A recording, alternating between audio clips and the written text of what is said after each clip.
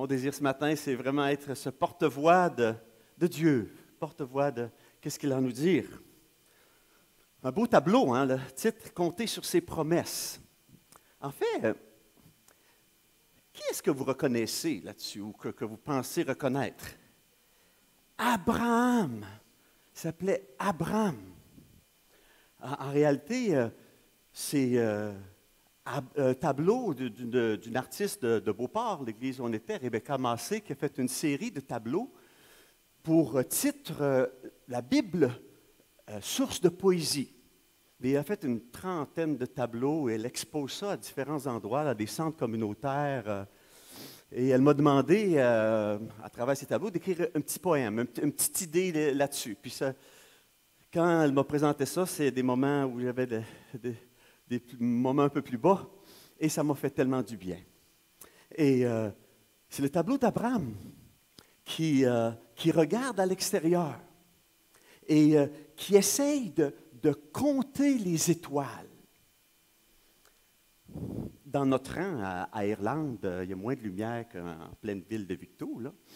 Et c'est merveilleux. Je ne sais pas si vous allez un peu de... Il y a beaucoup plus de possibilités d'être dans la nature, vous, qu'à Québec. Mais allez dehors et regardez les étoiles. Avez-vous déjà essayé de compter ça? Eh boy! Dimanche ou lundi, c'était les Perséides. Alors, je suis resté dehors après 10 heures, il était supposé en avoir beaucoup. Alors, je suis sorti dans le champ, puis j'ai commencé à regarder ça, les étoiles filantes. Tchoum, tchoum. C'était merveilleux, mais c'était clair. On voyait la Voie lactée, des milliers d'étoiles. On voyait des étoiles, la grande ours, merveilleux. Regardez les étoiles. Et un jour, Dieu dit à Abraham, viens dehors. Regarde les étoiles.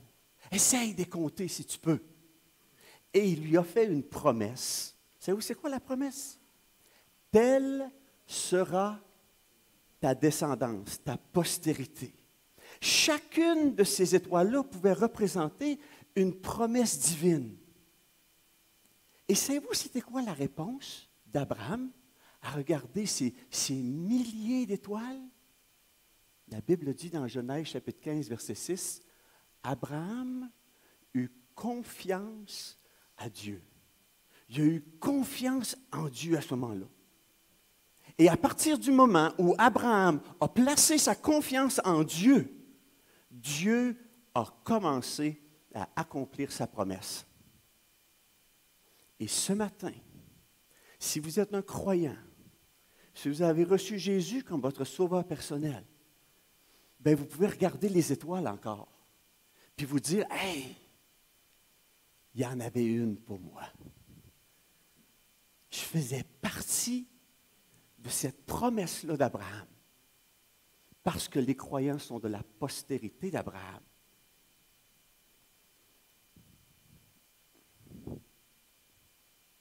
Ça marche-tu encore, ça? Oh, voilà. Plus de 500 ans après, l'Éternel rencontre Moïse et lui donne rendez-vous devant un buisson ardent.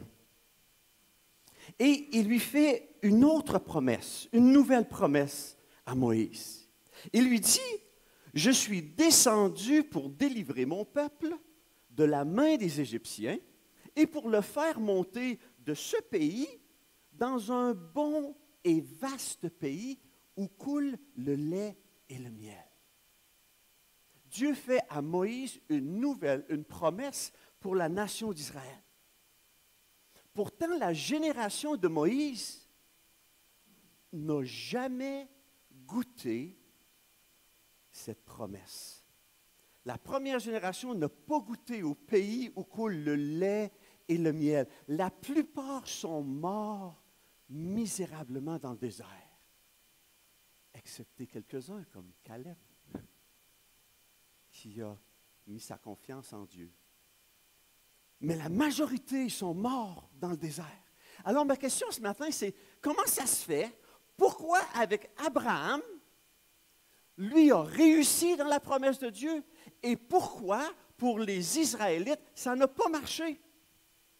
Pourquoi Abraham a réussi là où Israël a échoué. Et j'aimerais vous proposer ce matin qu'il ne suffit pas seulement de compter les promesses, mais il nous faut compter sur les promesses pour pouvoir en jouir. Compter sur les promesses de Dieu pour pouvoir jouir des promesses de Dieu. Parce que voyez-vous, dans nos milieux chrétiens, on parle souvent de la richesse des promesses de Dieu, du nombre des promesses, et la beauté des promesses. Et pourtant, dans notre quotidien, nous vivons trop souvent dans la pauvreté spirituelle. On a des vies chrétiennes pauvres parce qu'on ne saisit pas les promesses que Dieu a pour nous aujourd'hui, comme il y avait pour Abraham, comme il y avait pour Israël. Dans les derniers mois, je médite davantage sur l'Épître aux Hébreux.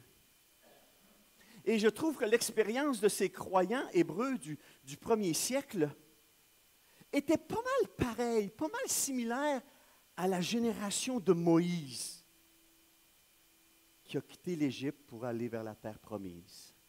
Et le livre d'Hébreux reflète beaucoup ce passage d'Exode et de Nombre. Et non seulement le livre des Hébreux est similaire aux Hébreux, aux Juifs qui ont reçu ce message, qui avaient toutes les promesses de la nouvelle alliance, mais qui avaient de la misère à saisir ces promesses. Bien, ça ressemble beaucoup à notre génération aussi, qui avons nous aussi toutes les promesses de la nouvelle alliance, mais qui avons de la difficulté à saisir ces promesses que Dieu nous fait. Leur génération est la même et similaire à la nôtre. Les Hébreux étaient pressés par leur monde qui les entourait, et nous sommes aussi pressés par les valeurs de notre monde qui nous empêchent de saisir les promesses de Dieu. L'auteur aux Hébreux, donc, cherche à nous encourager. Il cherche à nous exhorter, à saisir les plus grandes, les plus merveilleuses promesses de Dieu qui se trouvent en Christ, pour qu'on puisse en jouir, pour qu'eux puissent en jouir pleinement. Et ça, c'est mon désir ce matin, de nous encourager, de nous exhorter à saisir ce que Dieu a placé devant nous. Et pour terminer, comme termine l'Épître aux Hébreux, l'auteur dit, je vous prie, frères, de supporter ces paroles d'exhortation. Exhortation à vous approprier les promesses que Dieu vous a faites. Et particulièrement ce matin, on va voir ces promesses de repos. Prions Dieu d'abord. Oh Seigneur, merci encore pour le privilège que tu me donnes ce matin d'être ton porte-voix, d'ouvrir ta parole et de la partager avec l'Assemblée ici. Seigneur, je te prie que par ton Saint-Esprit, tu puisses prendre tes paroles et les appliquer à nos vies. Je te prie pour chacun d'entre nous, moi inclus, qu'aujourd'hui, nous n'endurcissions pas notre cœur, mais que nous soyons sensibles et réceptifs, confiants dans ce que tu dis, sachant que, comme dit le livre des Psaumes, ta renommée s'agrandit par l'accomplissement de tes promesses. Seigneur, que ta renommée s'agrandisse ce matin parmi nous. Je te prie au nom de Jésus. Amen. Pourquoi est-ce que Abraham pouvait se fier aux promesses de Dieu? Chacune de ces étoiles-là pouvait représenter une promesse. Mais si Abraham pouvait se fier aux promesses de Dieu, c'est parce qu'il avait appris à connaître l'auteur des promesses. Il avait appris à connaître la fidélité de cet auteur-là. Parce que voyez-vous, la valeur d'une promesse dépend toujours de la crédibilité de celui qui la donne. Je pourrais vous promettre la lune. Probablement que vous ne me croiriez pas. Parce que vous direz, il n'est pas capable. En fait, dans les prochaines semaines, vous allez en entendre un paquet de promesses. Un paquet de promesses. Et peut-être que ça va être à vous à voir. Est-ce que ces promesses sont basées sur la crédibilité de celui qui le fait, qui les donne, qui les promet? Les promesses ont un potentiel qui dépend de la crédibilité de celui qui le donne. Et quand on a vu la promesse de Genèse chapitre 15 à Abraham, où Dieu lui dit, regarde le ciel, puis compte les étoiles, puis telle va être ta postérité. J'aimerais penser un peu à, c'était quoi le contexte de Genèse chapitre 15? Ça avait commencé avec Genèse chapitre 12, où Dieu avait appelé Abraham d'Ur en Chaldée et il lui avait fait 3 promesses. PPP, un partenariat privé, non, PPP. Il lui avait promis un pays, et il lui avait promis une nation, un peuple, et il lui avait promis que toutes les familles de la terre seraient bénies en son nom, une postérité. À Ur en Chaldée, Dieu promet à Abraham un pays, un peuple et une postérité. Et sur la base de cette promesse, Abraham quitte, puis il ne sait pas où il s'en va. Mais il a reçu la promesse. Alors, il arrive dans le pays promis, bâtit un hôtel. La première chose qui arrive dans le pays promis, c'est quoi? Il est obligé de s'en aller. Il y a la famine dans le pays de Canaan, puis Abraham est obligé de s'en aller en Égypte. Ça commence bien. Promesse d'un pays, il arrive dans le pays, sa famine, il est obligé de s'en aller. C'est pas tout. Là. Il y a la deuxième chose, il lui avait promis un peuple, une grande nation. Et Abraham était fier parce que quand il a quitté Ur en Chaldée, il y avait au moins son père qui était avec lui. Il l'a perdu en route. Mais il y avait aussi son neveu Lot. Alors à deux, on peut faire une nation. Mais si vous lisez le chapitre 13 et 14, Abraham perd son Lot. Il perd son neveu. La chicane entre les serviteurs, puis finalement, Lot, il décide, moi, je m'en vais du côté de Sodome, puis Abraham est de l'autre côté. Ça va bien pour la promesse d'un peuple. Il y a juste un qui s'attache à lui, puis il perd. Il est obligé même d'aller le délivrer de roi à Sodome. Et il arrive finalement, en ce qui concerne sa postérité. Et là, on arrive à Genèse chapitre 15. Et l'Éternel le rencontre. Et Abraham, il dit à l'Éternel, l'Éternel, tu ne m'as pas donné de postérité. Tu m'en as promis, mais tu ne me l'as pas donné. Tout ce que j'ai comme postérité, c'est le contremaître de mes esclaves. Il s'appelle Eliezer de Damas. C'est lui qui va être obligé d'être mon héritier. Et c'est à ce moment-là, quand Abraham, c'était vraiment flou la notion d'un pays. Vraiment flou la notion d'un peuple. Vraiment flou la notion d'une postérité. Que Dieu l'amène dehors et dit, regarde, compte les étoiles. Puis ça va être ta postérité.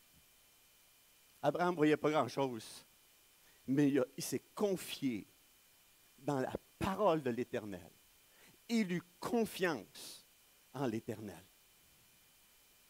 Et après ça, Dieu a confirmé sa promesse. Abraham il a dû saisir la promesse.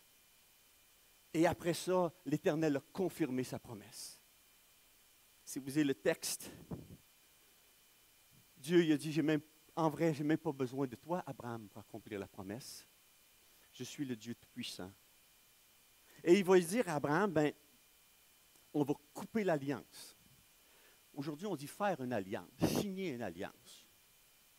Du temps d'Abraham, on coupait une alliance. Comment on faisait ça? On prenait un animal, les 2 personnes amenaient l'animal, ils le coupaient en 2, puis ils l'ouvraient chaque côté.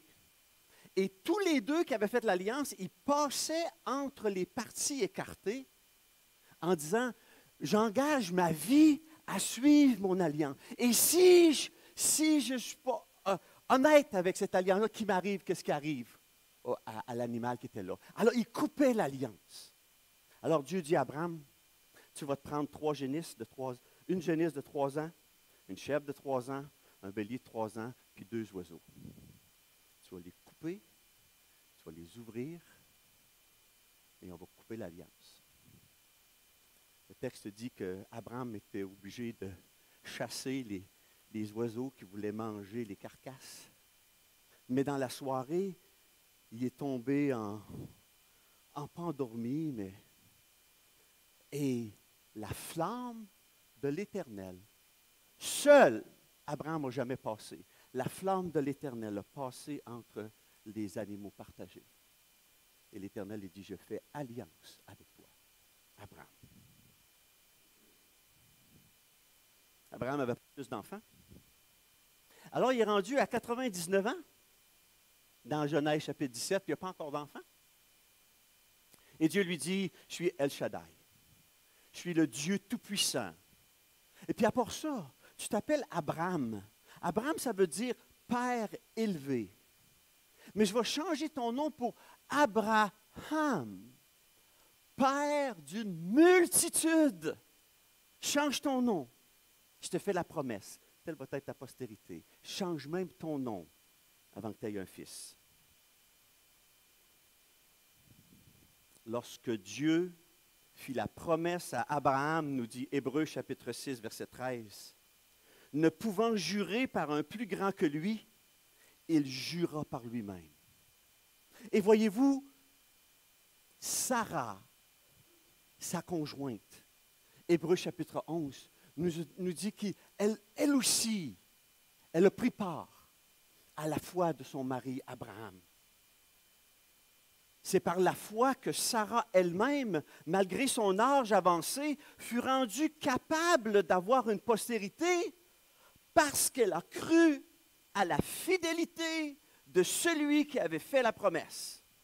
Elle a cru à la fidélité de celui qui avait fait la promesse. C'est pourquoi d'un seul homme déjà usé de corps, tu comprends, il avait 100 ans, naquit une postérité nombreuse comme les étoiles du ciel. Hébreux 11, 11, 12. Abraham a saisi la promesse. Et à partir de là, sa postérité a commencé à l'âge de 100 ans. Mais quand il est décédé à 175 ans, il avait déjà vu ses petits-fils Jacob et Ésaü. Quand Dieu fait des promesses, c'est à nous de les saisir. Certaines des promesses de Dieu sont inconditionnelles. Il n'aura pas de déluge. Il n'aura plus de déluge. Dieu a déjà fait la promesse là-dessus. C'est arrivé une fois, puis ça n'arrivera plus jamais. Inconditionnel, tu ne peux rien y changer. Mais beaucoup des promesses de Dieu exigent que nous les saisissions pour pouvoir en jouir. Chez moi, j'ai 10 cordes de bois. Pendant l'hiver, mes voisins, il y a des vieux arbres qui tombent, puis sur le bord de la rivière, il y a un gros érable qui tombe, puis ça nuit aux cultivateurs. Fait que j'ai été voir un cultivateur une fois, puis j'ai dit, garde, je suis prêt à ramasser le bois, puis je vais te nettoyer ton champ. Il dit, ah, formidable, win-win, hein? Gagnant-gagnant. Pas si fou que ça. Fait que, OK. Il revient 3 mois après, puis il dit, j'ai jeté 5-6 arbres dans la prairie. Il dit, si tu veux les ramasser, tant mieux. Hey, mon ami, lui, il avait fait bien ça. La première fois, moi, j'ai buffé, je l'ai jeté, je l'ai tiré. Mais lui, il avait déjà poussé le bois à terre, tiré ça dans le champ, puis c'était facile pour moi. J'ai pris un gros érable. J'ai 10 cordes de bois chez moi. Je coupe du bois, je l'empile. Mais pourquoi je fais ça? Parce que le bois a la promesse de me donner de la chaleur. Et savez-vous quoi? Si au mois d'octobre, je ne rentre pas ce bois-là dans ma cave, puis si au mois de décembre, je ne le mets pas dans le poêle, savez-vous quoi? M'en va l'échapper, la promesse. Parce que mon bois possède une promesse de chaleur, mais j'ai besoin de la saisir. J'ai besoin de la prendre. Et c'est pareil avec les promesses de Dieu. Ce sont des cordes de bois que Dieu voudrait qu'on prenne et qu'on entre dans notre cœur pour le réchauffer, pour lui faire du bien, pour jouir de la promesse. Parce que voyez-vous, on peut saisir les promesses de Dieu, mais on peut aussi les échapper, les laisser passer. Et la nation d'Israël, sous la conduite de Moïse, est l'exemple de l'échec à saisir les promesses divines et de ses conséquences.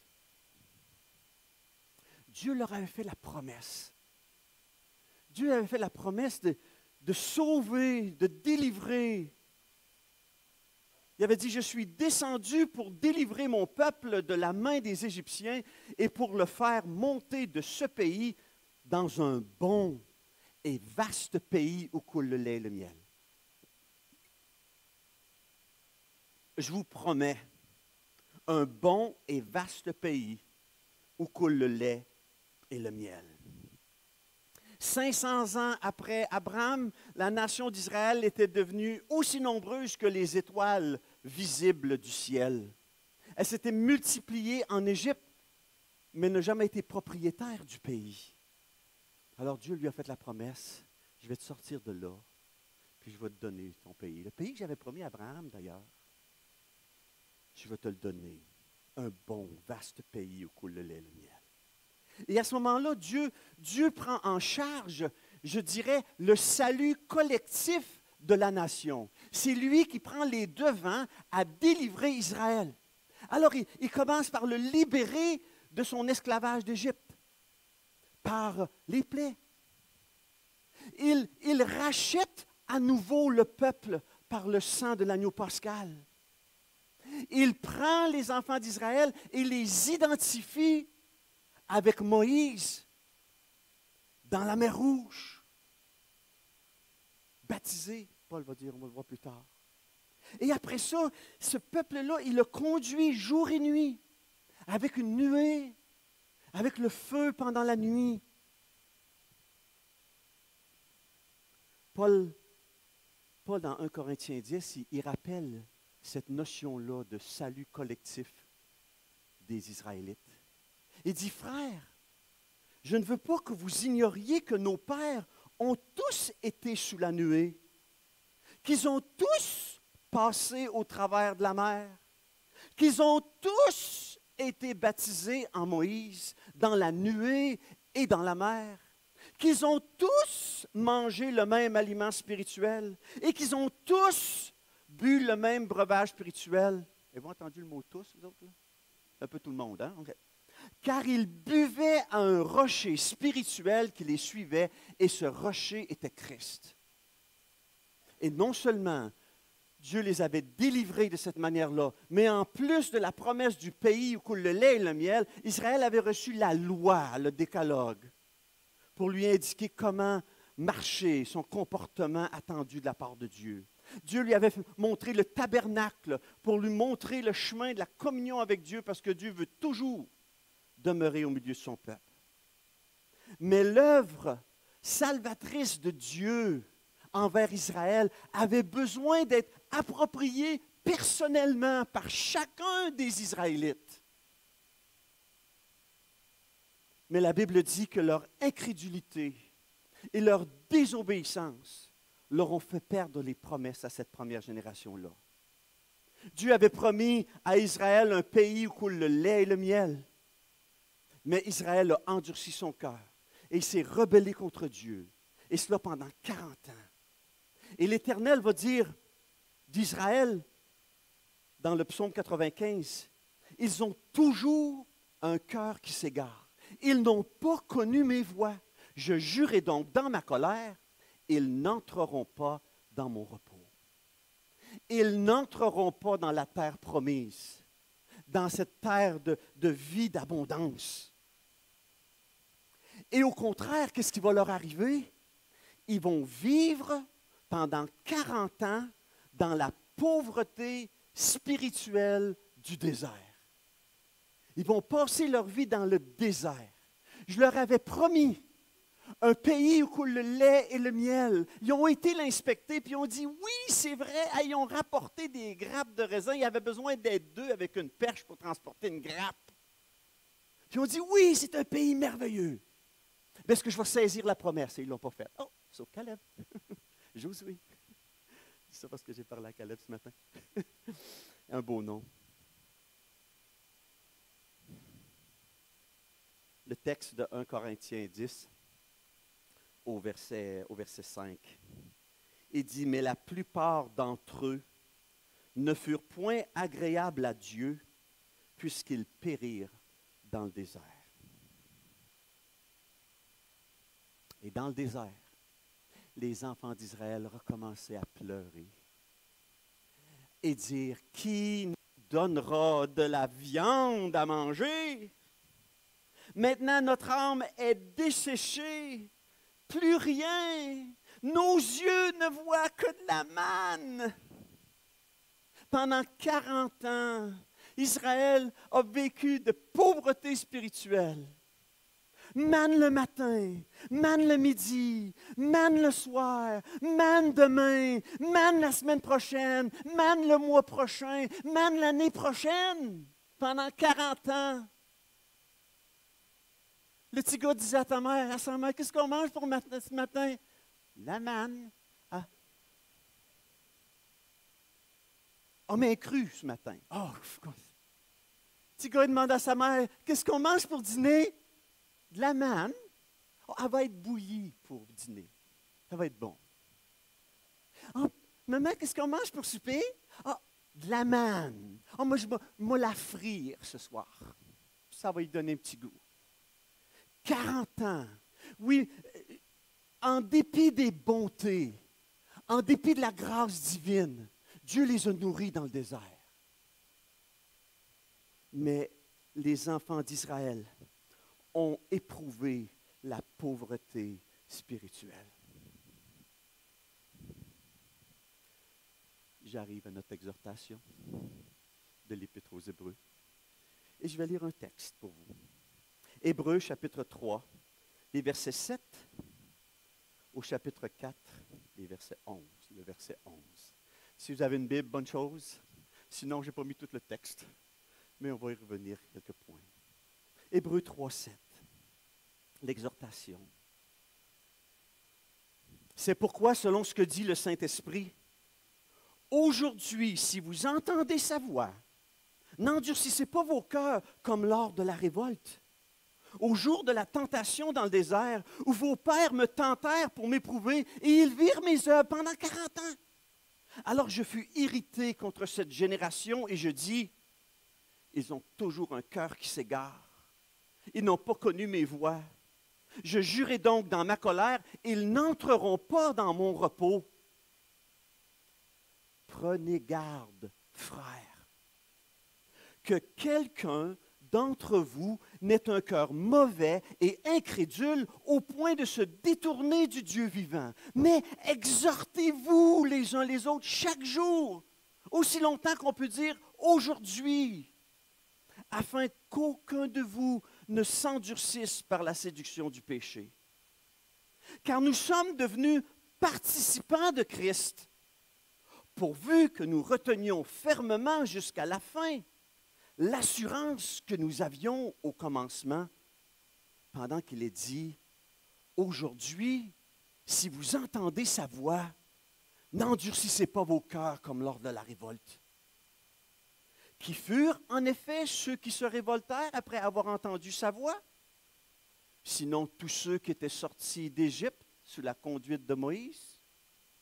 Et contre qui Dieu fut-il pendant 40 ans irrité? Sinon contre ceux qui péchèrent et dont les cadavres tombèrent dans le désert. Et à qui jura-t-il qu'il n'entrerait pas dans son repos? Sinon à ceux qui avaient désobéi.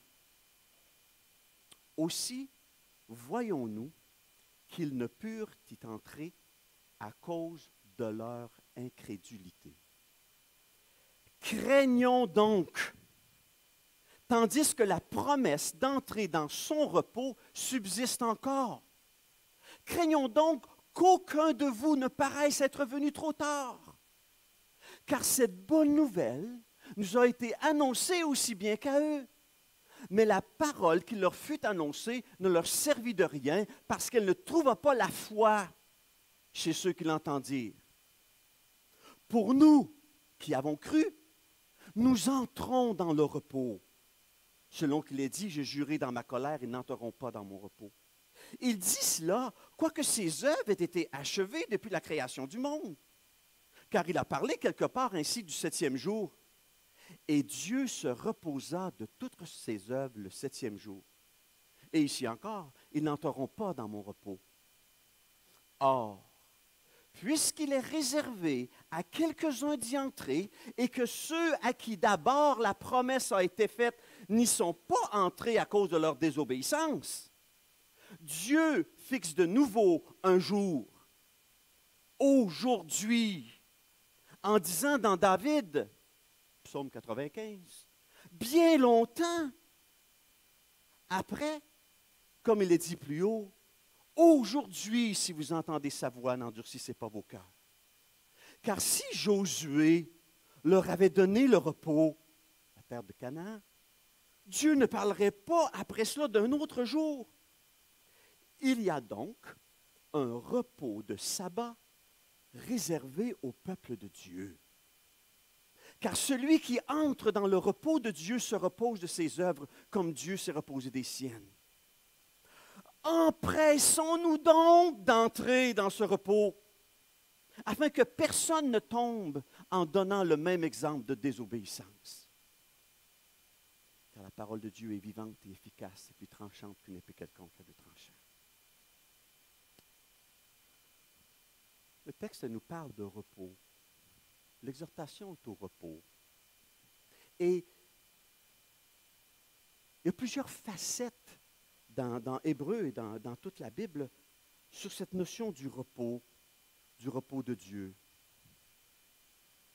On a vu le texte, Dieu s'est reposé le septième jour de sa création. Il n'est pas fatigué, mais il s'est arrêté pour jouir de ce qu'il avait créé. Le repos de la création. Ce qu'on vient de voir avec les Israélites, c'était le fait d'entrer dans le repos de Canaan, le repos de la terre promise, le repos de la vie abondante pour Israël. Ils l'ont manqué. Mais la Bible continue à parler d'entrer dans le repos. David, bien après Josué, qui lui est entré dans la terre promise, lui aussi, il parle qu'aujourd'hui, si vous entendez sa voix, endurcissez pas vos cœurs, vous avez besoin d'entrer dans le repos de Dieu. Il parle du repos après Canaan. Je vous suggère qu'il parle du repos, de l'appropriation personnelle des promesses de Dieu, et d'abord par la conversion, c'est ce qu'il va dire. On va voir, après, il parle du repos de Dieu dans la communion avec son Fils Jésus, pour ensuite parler du repos céleste. Hébreu n'en parle pas, mais d'autres textes vont en parler, du repos céleste, être au ciel. Alors, il nous dit dans le chapitre 4, versets 1 et 2, « Craignons donc qu'aucun de vous ne paraisse être venu trop tard, car cette bonne nouvelle nous a été annoncée aussi bien qu'à eux. Mais chez eux, ils n'ont pas trouvé la foi. » Ce que Hébreu nous dit encore aux Hébreux du premier siècle et aux gens de Victoriaville aujourd'hui, c'est que la porte est encore ouverte. La promesse du repos de Dieu demeure aujourd'hui. Aujourd'hui, si vous entendez sa voix, endurcissez pas votre cœur. Entrez, mais c'est une décision personnelle. Et il va dire, pour nous qui avons cru, nous entrons dans le repos. Plutôt, il a dit, en fait, par la conversion, nous sommes devenus participants de Christ. Mais son exhortation, il dit, craignons donc que aucun de vous ne paraisse être venu trop tard. Il nous dit de s'exhorter les uns les autres, de s'encourager pour être sûrs l'un envers l'autre. Est-ce que tu connais le Seigneur Jésus? Est-ce que tu es entré dans son repos? Est-ce que tu as reçu la promesse du salut? Ce matin, j'ai rencontré Francine, première fois. J'ai demandé si elle connaissait Jésus. Elle m'a dit oui. Jésus avait délivré de maladie. J'ai demandé si Jésus avait sauvé son âme aussi. Avec un beau sourire, elle a dit oui. Oui, parce que quand Jésus est mort sur la croix, il a payé pour mes péchés. Elle m'a dit, je remercie Seigneur. Je me dis, voilà une sœur. Elle est entrée dans le repos de Dieu. Est-ce que vous avez connaissance de vos frères, vos sœurs, des gens qui viennent ici, qui partent? Est-ce que vous craignez qu'aucun d'entre eux paraisse arriver trop tard? On a tellement l'occasion de partager des belles choses, mais de savoir, connais-tu Jésus? Comment tu l'as connu? As-tu la paix de l'âme? Saint Augustin disait, notre cœur est inquiet tant qu'il ne trouve pas de repos, le repos de Dieu, le repos en Dieu. On a besoin de s'exhorter les uns les autres. Nous sommes devenus participants de Christ. Et on doit craindre qu'il n'est pas parmi nous, comme il y avait parmi l'assemblée des Hébreux, peut-être de Jérusalem au 1er siècle, que quelqu'un ait entendu toute la bonne nouvelle, mais qu'il n'y ait pas répondu par la foi, personnellement. Craignons donc, tandis que la promesse d'entrer dans son repos subsiste encore. Puis, il nous dit au verset 9 à 11, « Il y a donc un repos de sabbat réservé au peuple de Dieu, car celui qui entre dans le repos de Dieu se repose de ses œuvres, comme Dieu se repose des siennes. » Et il nous dit, « Empressons-nous donc d'entrer dans ce repos. » Tiens, l'auteur est inclus maintenant. Il dit, « Moi, j'ai besoin de faire tous mes efforts aujourd'hui pour entrer dans le repos. » Ça semble un peu paradoxal, hein? Tu rentres dans le repos, puis il dit, grouillez-vous, faites le maximum, empressez-vous d'entrer dans ce repos, de saisir le repos de sabbat qui est réservé au peuple de Dieu, le repos de la communion avec Dieu, avec des cœurs qui, lorsqu'ils entendent la parole de Dieu, cette parole vivante et efficace, tranchante et perçante, sont attendris par la parole de Dieu plutôt qu'endurcis. Et pour ça, ça demande de l'effort. Il nous dit, empressons-nous donc d'entrer dans ce repos. Jésus disait, demeurez en moi. Un repos qui consiste à s'attacher à Jésus. Jésus qui dit lui-même, je suis le vrai pain du ciel. Jésus a dit, je suis le pain de vie, celui qui vient à moi n'aura jamais faim, celui qui croit en moi n'aura jamais soif. Et il dit, vos pères ont mangé de la manne dans le désert et ils sont morts. C'est ici le pain qui descend du ciel. Si quelqu'un mange de ce pain, il vivra éternellement. On a besoin d'être en communion constante, attaché à Jésus pour jouir de ce repos de sabbat pour le peuple de Dieu. Tous ceux qui se disent chrétiens sont entrés dans le repos de Dieu, mais maintenant ils doivent exprimer la réalité de leur foi avec un cœur qui va être bon et confiant, plutôt qu'un cœur mauvais et incrédule au point de se détourner du Dieu vivant. On a besoin de vivre avec un cœur confiant, un bon cœur, basé sur ce que Dieu a dit dans les Écritures. La persévérance dans la foi est l'expression de la réalité de la conversion. La persévérance dans la foi, c'est la réalité, c'est la manifestation de ma conversion. On parle de l'assurance du salut. Comment est-ce que je suis sûr aujourd'hui que je vais au ciel? On parle de l'assurance du salut, mais dans le passé, on parlait de la persévérance des saints. Je sais que je suis un croyant, que je m'en vais au ciel, parce que je marche avec Dieu, parce que j'ai une communion avec Dieu, parce que j'ai cru en son salut. Et l'auteur de dire dans Hébreux 6:11, nous désirons que chacun de vous montre le même zèle pour conserver jusqu'à la fin une pleine espérance, en sorte que vous ne vous relâchiez point et que vous imitiez ceux qui, par la foi et la persévérance, héritent des promesses.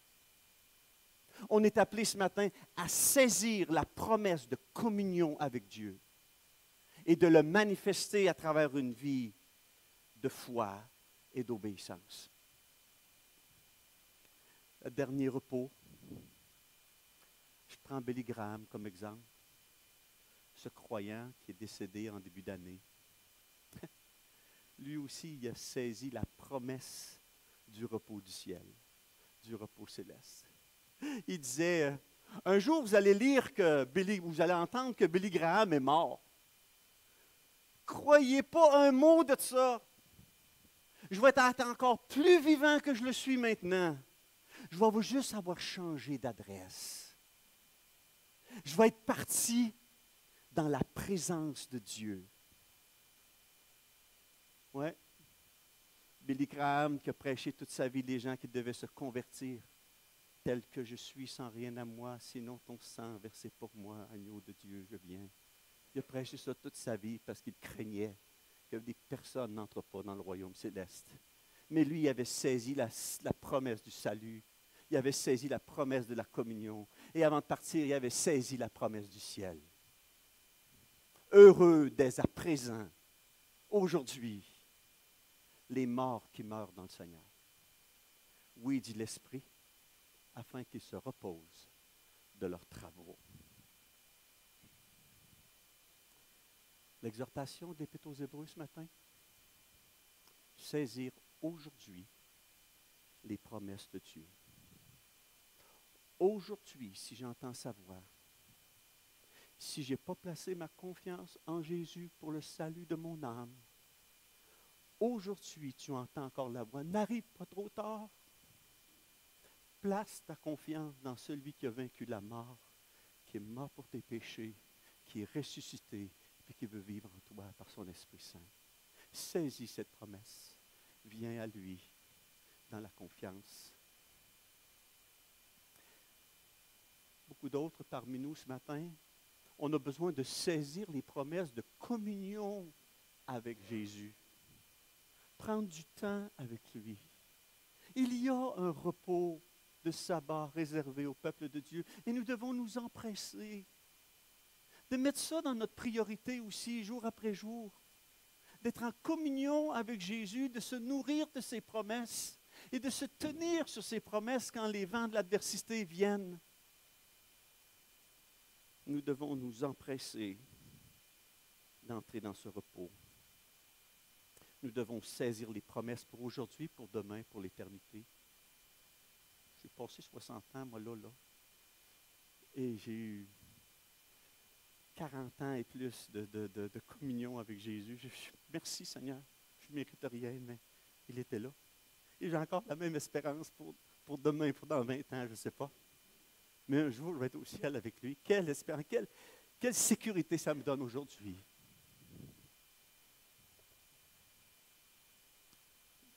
Il y a un beau chant. Mon épouse, elle m'a dit cette semaine, tu vas-tu chanter un chant, ça? J'ai dit non, j'avais. Ah, tu vas-tu chanter ça? Mais vous connaissez le chant de Quel repos céleste? En fait, repos céleste, malheureusement, on le chante souvent pour les funérailles. Mais le cantique est beaucoup plus que pour les funérailles. Il parle du repos que le ciel nous donne. Quel repos céleste, Jésus, d'être à toi pour la mort et la vie. Quel repos céleste. Mon fardeau n'est plus libre par le sang du calvaire. Ça, c'est la conversion. Quel repos céleste. Tu conduis mes pas. Tu me combles de richesse. Ça, c'est le repos de la communion. Et enfin, si vous voulez chanter avec moi, quel repos céleste. Quand enfin, Seigneur, auprès de toi, j'aurai ma place. Après les travaux, les combats, la douleur, à jamais je pourrai voir ta face. Quel repos! Quel repos! Quel repos! Quel céleste repos! Oh Seigneur, apprends-nous non seulement à compter tes promesses, mais à compter sur tes promesses. Afin, Seigneur, que ici, comme à travers le monde, ta renommée s'agrandisse par l'accomplissement de tes promesses. C'est là ma prière en Jésus. Amen.